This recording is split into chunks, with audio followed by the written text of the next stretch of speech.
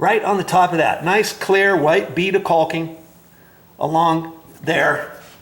And that's going to help hold it too. That's going to get rid of any bit. I don't care how tight you put white against white, you're still going to see a tiny black line no matter what. Okay? And for that, I'm not going to use this. This is white, but it's really called painter's caulking because it's paintable. And you put that on and then you paint over it, okay? And I ended up deciding to get that because that was like $1.78. The other stuff was like $2.78. Like this Alex Plus right here. Let's get this out here and let's just talk about this for a minute, okay? I was going to use this for all that underneath. Okay, this is the Alex 40-year Alex Plus all-purpose acrylic, and this is white. They used to have one called Brilliant White. They don't have that at the store anymore. I'm not quite sure why. And you know, I always used to get this because I thought when it dried, it's still going to be white. Well, when this stuff dries, it dries and it gets kind of dry looking. It kind of has a tendency to yellow after a while, I've been noticing. And so if you want to use this, that's fine. You can use this as long as you know you caulk or you paint over this caulking.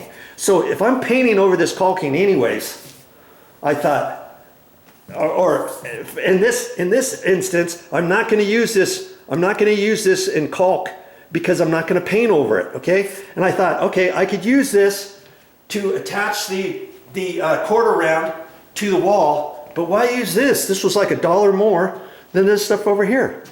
That stuff there was like $1 less. That's going to stick to the baseboard just as well. And so once that dries, I'm not going to use the Alex Plus. I'm not going to use this. Sorry about that. You failed me. You don't have the Brilliant White anymore. I can't find you anymore. And the white colors, discolors.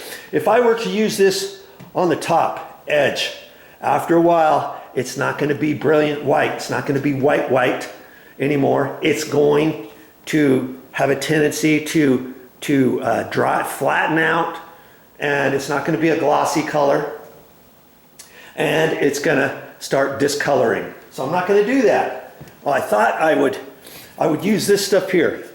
This is Quick Seal Ultra. This is gloss white. And you use this kitchen, bath, and plumbing. You usually use this in the bathroom, in the kitchen, around your bathtub, around your sinks, around your toilets, and that kind of thing. Well, because this is gloss white, and it's really good, it's going to stay white way longer than Alex Plus, okay? This happens to cost more. Yeah, it costs more. Everything costs more when you use something like this. This was like $6.48. They got other stuff kind of like this for $8 a tube. And I'm not gonna really need that much because it's just a thin white bead along the top of this quarter round. And mind you, the quarter round is going where all the baseboard is downstairs here. Okay. Fortunately for me, it's only downstairs. Okay, and of course it's in the bathroom too, but that's okay. That's okay. I can do it. That's why I got all this caulking. And you see, I got like five of these, and I got seven of the Alex 25-year. Okay, I don't know how much of that stuff I'm going to use, but I thought, hey, since I don't know, why don't I get plenty? Rather than trying to guess at it perfectly and then find out I'm one tube short and then I can't finish. I'd rather be 2 tubes too many because I'm always going to the Home Depot for something. So whatever I don't use, I'll take back. Okay, I've got this long here. Yeah, I've got a few things I'm going to have to move to get this all done. Look at this little room here. Look at this. Good grief. Jelly beanie. I'm gonna have to move all this stuff, but I'm gonna end up doing this last. And there's another thing. When you start doing your trim and stuff, I'm gonna try to use the longest pieces possible Try not to piecemeal too many small pieces together. Now, in some areas, I'm not going to need a full 8-foot piece. Maybe I need a 6-foot piece, and I use 3 or 4 6-foot pieces in different areas. And now I've got all these 2-foot pieces left, and maybe I don't have many walls that are 2 feet long, do I? Well, I can use those, the 2 feet pieces, for little pieces around the outside corners, the inside corner over there, the outside corner. There's another outside corner over there. Here's another little short piece. See, I can use them for little short pieces. And where the refrigerator is, if I've got 2 pieces, I can get rid of those back behind the refrigerator and along the sidewall, can't I? Because nobody's ever going to see those. Okay, I've even got to do in here this little thing. So here's some small little pieces in there. If you've got a door, well, like in the bathroom, you know, if you've got some short pieces, you could put a joint back in there behind the toilet to get rid of some small pieces if you want it. And then I'm gonna, you know, this is gonna be a storage closet anyways. And so for most of this, on this wall, on the back wall, on the other wall from there over to about here, I could put 2-foot piece, a 2-foot piece, a 1.5 piece, a 1.5 piece, a 2-foot piece, you see what I'm saying? Because nobody's ever gonna see that. To get rid of those, or you suck it up and you buy some extra pieces of molding, and maybe you come up with having 5 or 6, you know, 2-foot pieces left or something, and then you can throw those away or do whatever with those. Now these, say, so you know, I measured this up thinking I could get by with 18 pieces, but I ended up getting 20 pieces, and actually I had 1 piece here. Because I first got the 5/8 and the 3/4 inch piece to show Momi, and then when I went back to the store, I was hemming and hawing. Should I get 19 pieces? And I said, don't even mess with it, Joe.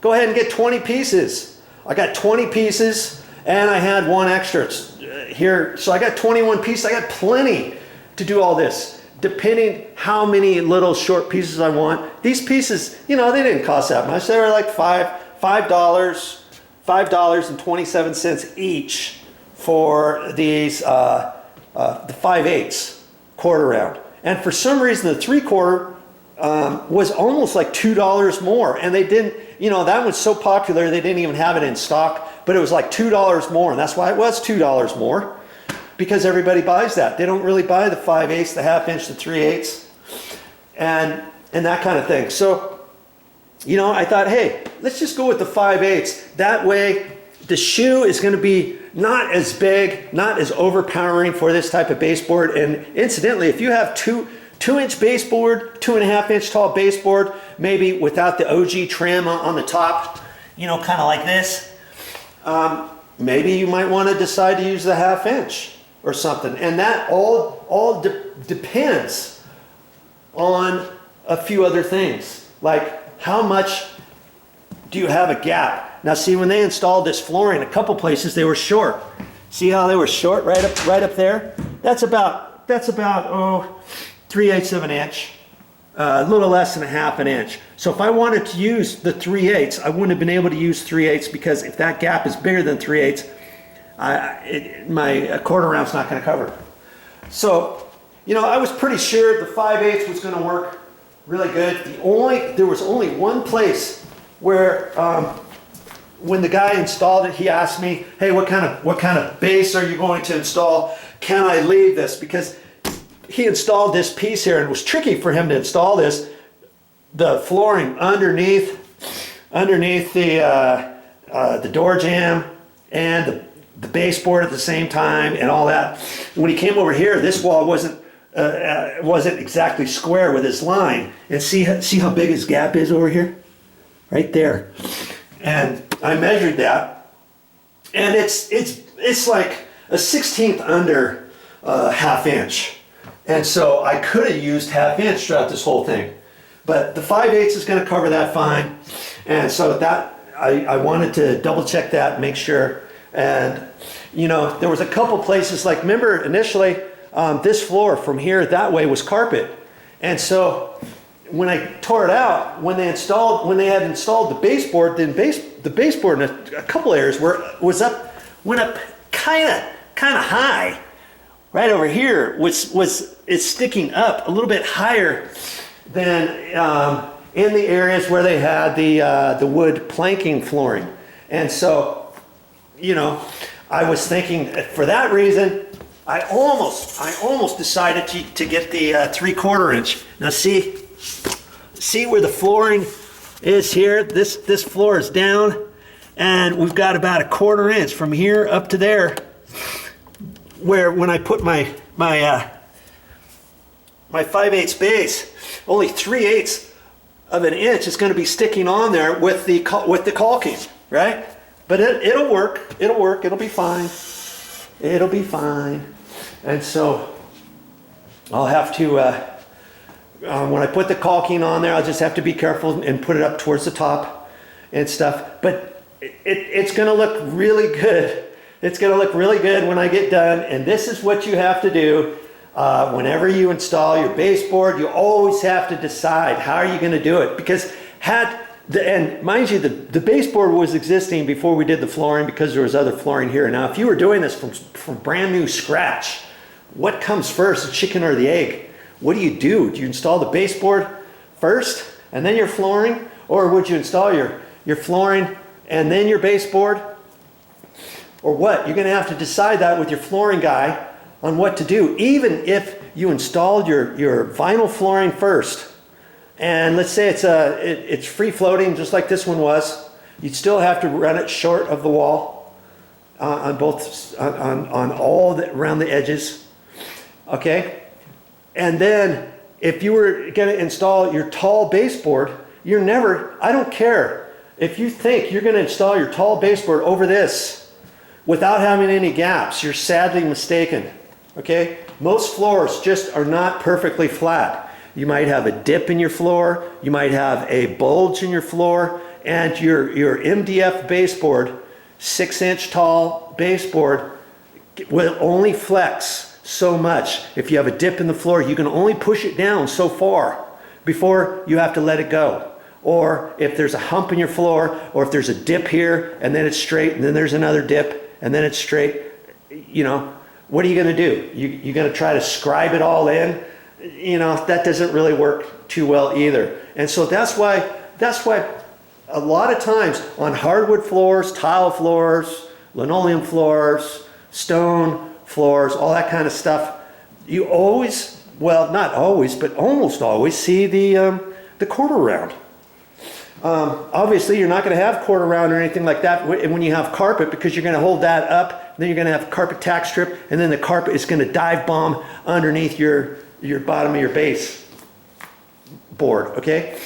Now, if you are doing a stone tile floor, I've seen this in some places, they'll install the baseboards first, and then your tiles, your natural stone tiles, or your regular ceramic tile, floor tiles, whatever, would have to be cut up next to your baseboard. And then usually you would have to try to make it about the same gap as your grout lines. If you have an 1/8 inch grout line, then you might want an 1/8 inch edge between your tile and your baseboard, so that you fill that up with grout. So at the end, it looks like you've got an 1/8 inch or 3/16 gap all the way around your baseboard where your tile has been cut next to it. Well, that gets pretty tricky too, depending how many cuts and if your tiles are not going flat, if they're going at a diagonal or something like that, you may have to do more measuring, more cutting.